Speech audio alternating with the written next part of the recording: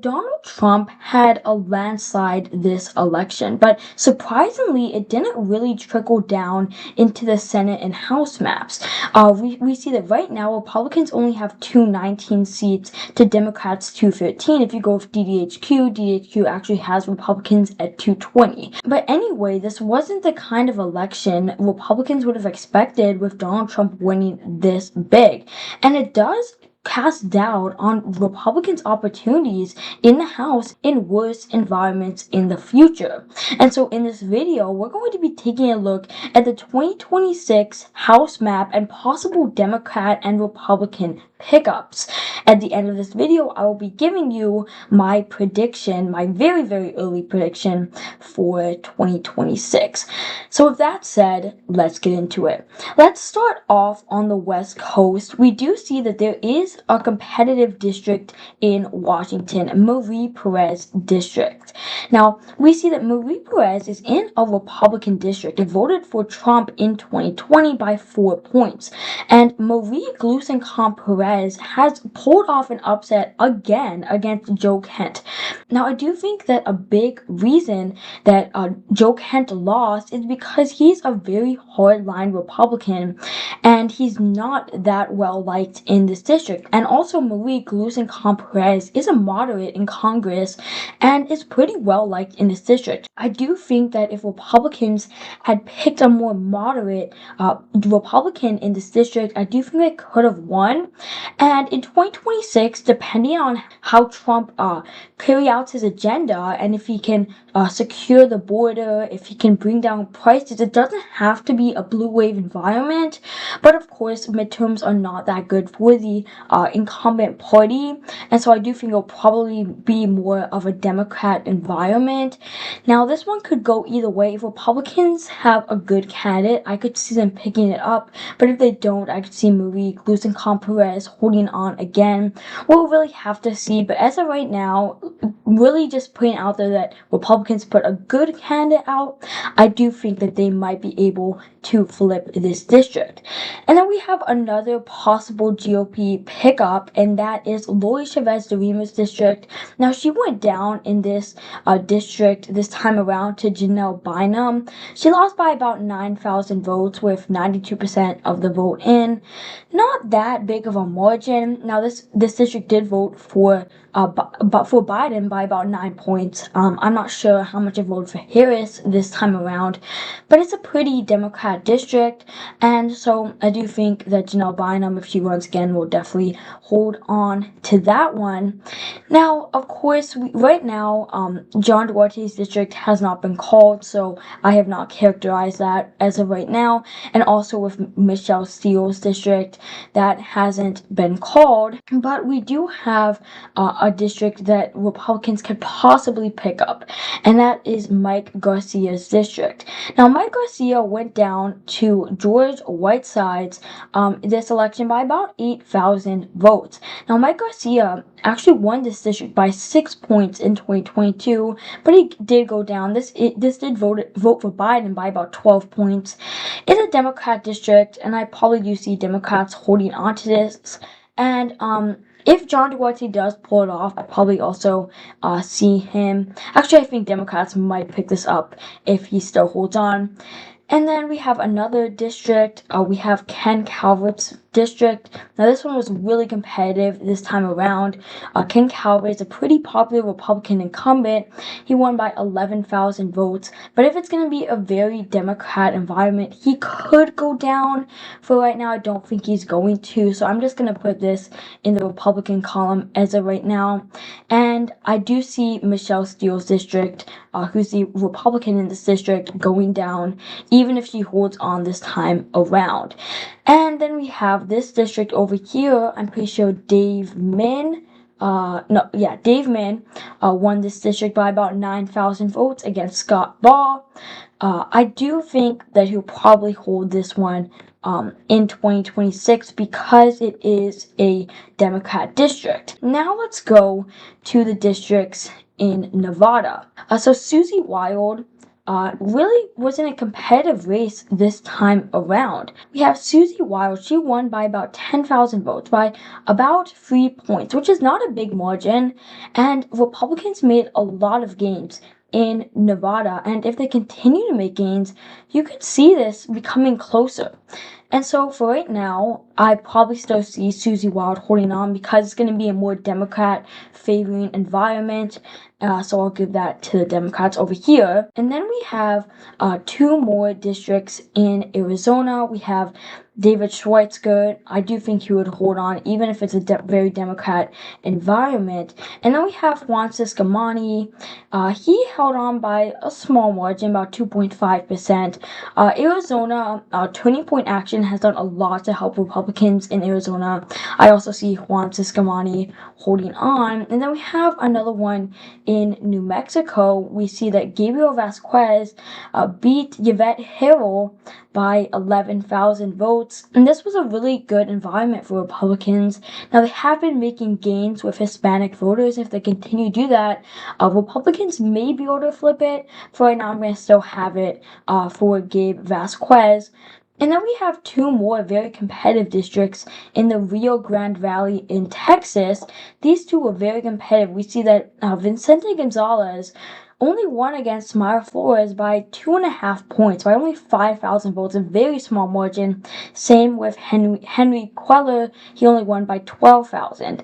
Pretty sure Donald Trump actually won these districts in the 2024 election, but the Democrats still outran him. Now, I do think that Queller will hold on, and probably also Vasquez, because it's a midterm election. And then we have Don Bacon's district in Nebraska. I also see him holding on. He held on even though Harris won this district by about, I think, 4 points or so. So I think he'll also hold on. Same with Van Orden in Wisconsin. And then we have 2 competitive ones in Iowa. Let me pull these up for you. Zach Nunn won by about 16,000 votes, by about 4 points, against Lannon Backham. Now, I probably still see him holding on to this district. Now, Marinette Miller Meeks, I could totally see Democrats picking this up. She only won by about 800 votes out of about like 412,000 ballots cast. So I probably do see Democrats holding on, picking up this one because it's so competitive and because the Republican only won by such a small margin. Now we have 2 more districts in Michigan. The first we have Kristen McDonald-Rivet winning by about 6.5 points. I did think this was going to be more competitive. She won by a pretty big margin, so I probably see her still holding on. And then a Republican actually flipped Tom Barrett flipped this district. Alyssa Socket actually, who ran for Senate, she retired from this district, and Republicans picked it up. I probably still do see him holding on, even if it's a bad environment for Republicans overall. And then we have 2 competitive districts in Ohio. Now, both of these were really, really competitive. We see Marcy Kaptur only held on by about 3,000 votes, a very slim margin. Same with Amelia Sykes. She only held on by 9,000 votes. Now, there might be some mid-decade redistricting in here. As of right now, I'll probably say Amelia Sykes will hold on in her district. Now, Marcy Kaptur, I don't know. This is going to be really, really close. She might retire. She is getting old. I think she's about like 78 or something. She's very old. So if she does retire, that would definitely be like an automatic flip for Republicans.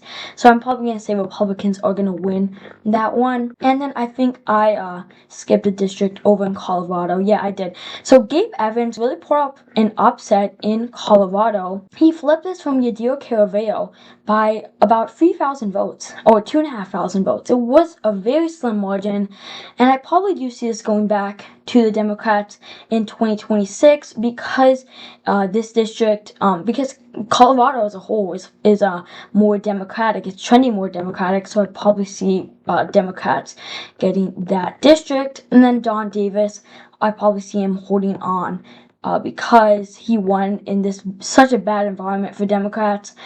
Same with this district in Virginia. This district was very close. In Virginia, we see that Eugene Vidman won by 11,000 votes, a very small margin, but I probably do see him holding on. And then Jen Kiggins in her district in Virginia, she won by 16,000 votes. She's pretty popular there, and I'd probably see her holding on too. And then we have some very competitive districts in Pennsylvania. And so Pennsylvania, Republicans did really well in Pennsylvania. They basically swept all the competitive districts. Now we see that Scott Perry, he's in a +4 Trump district in 2020, and he only won by 5,000 votes. So I probably do see him going down in this district in 2026. And then we have Rob Bresnahan and Ryan McKenzie. They both flipped these districts where they represent a more ancestrally Democrat areas. These ones are going to be close. I probably see Rob Bresnahan holding on, and then Ryan McKenzie, that district flipping. Those are going to be really competitive. Then we have some competitive ones in New York. I probably see the Democrat holding on in this one. I can pull up the results for you. In this election, we see that Josh Riley flipped this by 6,000 votes. We see that Laura Gillen flipped this from Republicans by 9,000 votes, and Tom Suozzi flipped this by 11,000 votes. It's definitely going to be a good environment for Democrats, and I probably see them holding on in both of these, in all of these districts. And then we have New Jersey. This district was very surprisingly competitive. Joe Biden actually won this district by 18 points. 18 points. And the Democrat in 2024 only won it by 13,000 votes and only by like 5 points. So this is definitely a more right trending area, but I probably still do see the Democrat holding on just because of the environment that we're in. And then we have New Hampshire. This one voted for the Democrat by 5 points, even though it wasn't the best environment for Democrats. And then we have Jared Golden. Jared Golden, very surprisingly, he held on. I really don't know how he held on in such a bad environment for Republicans overall, for Democrats overall. He held on by 2,000 votes, so I probably see him also holding on in the midterm. Now, this could be a flip, but for right now, I'm going to give it to the Democrat. And then we have Tom Keene in New Jersey. He won by, I think, about 4 points. I think he's also going to win. And then we have a district in Maryland. This voted for the Democrat by 5 points. And then Mike Lawler, he's very popular in New York. I think he won by about 7 points, if I'm right. Yeah, by about 6 points. And so he's very popular in New York, and I do think he's going to be able to hold on. And I think I'm missing one more district. Oh, I think it's in Florida. Yeah, it's in Florida. Now, this district voted for the Democrat by only 5 points, and so this is a more right trendy area, even though it's basically around Miami, which is a more Democrat city. I probably do see Democrats still holding on in this district. So this is my my first 2026 House prediction. Republicans do lose some seats. They're at 219 and Democrats are at 216. So I hope you guys enjoyed this video. If you did, make sure to smash the like button down below and subscribe. Comment your thoughts or suggestions in the comment section down below. Shout out to Diana Barbie, our first channel member. If you would like to become a member, you can join near my channel. And as always, thank you guys so much for watching, and I'll see you guys in the next one.